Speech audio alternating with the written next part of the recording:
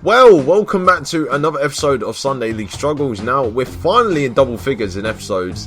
I didn't think we'd make it this far. No, it's not that my team were going to collapse or anything. It's just I have a known reputation of not really finishing series and just leaving it on a cliffhanger. And this is actually one of the very few that has actually made it past 10 episodes. So once again we were playing at home, and once again we were playing in the cup. But this week it was the intermediate cup, which is the teams from the 2nd division and the 3rd division. So we've already actually played a game in this competition because we actually played the preliminary round against Southeast Spartans, which was 2 or 3 episodes ago. You know, that team that are top of their division because they seem to have players that shouldn't even be playing at that level, and then we beat them 5-4. Yeah, that team. But this week, it was the first round of the competition, and we were at home against a team called Warlingham Penguins. Now, you're probably asking, why are they called Warlingham Penguins? Yeah, because they play in black and white. I mean, I couldn't really make it more obvious than it was. But to show the comparison between the teams, obviously, we're still top of the league. I mean, we haven't played a league game for God knows how long. And Warlingham Penguins are 4th in their division, and, well, they've scored quite a lot of goals, but conceded a lot,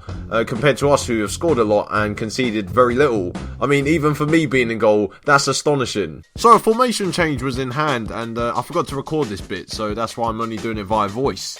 But obviously I start in goal. The back 4 is pretty much the same as last week, except Jamie has been recalled at left back because work doesn't need him anymore. We played the 2 holding midfielders, which were Dudley and Powers. Levi and Connor played on the wings, and then Ade and Mike played as the 2 up front. And on the bench is Matty, Charlie and Jules, who returned from injury after hitting the post a few weeks ago. And football managers always taught me one thing: always fear a team from the lower division, because you never know what they're going to do. And boy, what a game it was. So you can't have a cup game without pre-match handshakes. I know I've never had this before at Sunday League, but actually a lot of their players are actually coming up to me saying, "Are you that Proudie?" And I was like, yeah, I am. And it was like, "You're shit at football manager." I was like, yeah, I am. So the first 15 minutes or so was pretty pedestrian. I don't think I remembered anything that happened in that first 15 minutes. But the first chance actually fell to the away team, and they got a free kick about 25.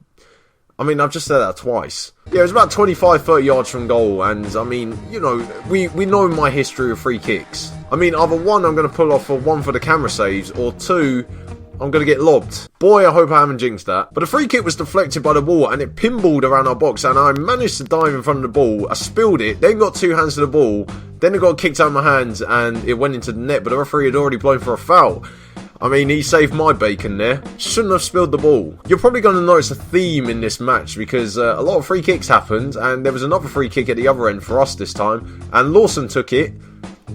Although the less said about it, the better. So Jake returned as cameraman, and I think he got a little bit bored of the match because he just started filming the kids' game behind the goal. I mean, cheers for coming, Jake, again. I mean, you wouldn't get this coverage on Sky Sports, would you now? So I think this keeper actually does watch my videos because he pulled off a 1 for the camera save. Although I've made 3 this year, so he's going to have to catch up pretty quickly. Oh, and if there was any incident to sum up the first 30 minutes of the game, I think Jamie's cross shows it. I mean, he could probably just say that was a clearance, to be fair. We got another free kick only a few minutes later, and this time it was Ade's turn to take it, and he got a good strike on the ball, got it around the wall, but the keeper actually made a pretty decent save and pushed it wide. Now, I mean, you can sort of get the gist of the game when so far the only highlights are misplaced crosses and free kicks. So one of their players then had a shot from about 30 yards out, but we're not going to analyse it too much because we could be here all day. Then Jamie had another cross which went straight over the bar.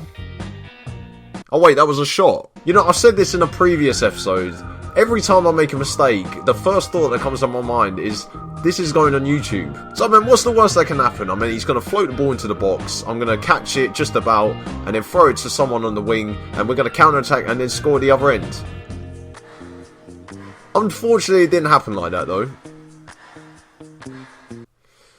Great. But at least I learned that I can throw a Lucozade bottle actually further than I can throw a football. I mean, there's more evidence of that later in this episode anyway. Sunday League referees are a completely different breed of species. I mean, get that man into the Premier League. So that brought it to half time, and it was a surprise result actually, being 1-0 down to a team from the division below. I think a bit of complacency has crept in from the last few weeks. You know, I would repeat what my manager Paul's halftime speech was, but I think if I use that sort of language, I could get banned off YouTube. So the second half kicks off. I mean, about 20 seconds into the second half as well, the other team started time wasting. I mean, I know quite a lot about that myself, being a Portsmouth fan. Pretty much every team that goes to Fountain Park time waste from the first minute to the 90th minute. Yeah, I'm still trying to work out if this corner kick was actually meant to happen, because I don't know if he actually miskicked it or if he actually meant that to go to their midfielder who's on the edge of the box to drill it into the top corner of my net. Although I will admit, it's probably the best goal I've conceded yet this season. I mean, how many times are I going to say that this season? So Ade's shot was then deflected into Levi's path, and he managed to flick his foot and divert the ball towards goal. The keeper got a hand to it, but unfortunately couldn't keep it out, and it got us back into the game, which, I mean, at that point, we didn't look like we were actually going to be doing. One, for the keeper's brilliance, and two, we just couldn't seem to shoot on target. So we got another free kick, and it was Levi's turn this time to take it, and he hit a very good shot, which just actually went over the bar. I mean, you know, how many free kicks are going to be in this game? Then a little bit of a mix-up between me and Powers, and thankfully, actually, their striker couldn't divert it into the net. I mean, if that went in, oh boy, this would be a fun video to edit. I mean, we're losing at the moment, and I'm getting humiliated on YouTube. I mean, you're living a dream. I'm not, but, I mean, you are. Somewhat. Ade then forced his way into the box and managed to beat a few defenders and pull it back for Levi, but Levi couldn't get enough contact on the ball, and the ball was going all over the place till the keeper managed to dive onto it. I mean, at this point in the game, I was thinking to myself, we might not actually get back into this. And at this point of the game, there was still 20 minutes left to play. I mean, oh boy, this could be a problem. So someone managed to cross the ball into the box. I can't see who it was, and then Julian headed it over the bar. And at this point, I was now getting a bit more frustrated and worried. So another corner from the other side of the pitch, and the ball was then headed out towards Joe on the wing.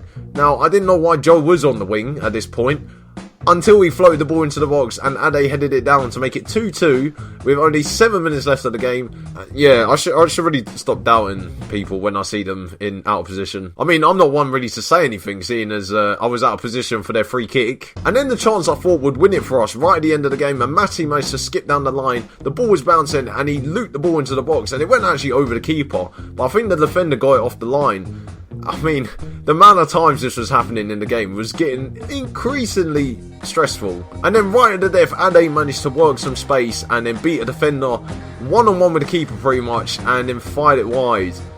And that was pretty much it for the game. I mean, full time was straight after, which meant for the first ever time in this series, we were going to extra time. I mean, Jesus Christ. Anyway, straight into extra time, and what a surprise, another free kick. But their player was a bit confident they would beat me until he shot straight into my hands.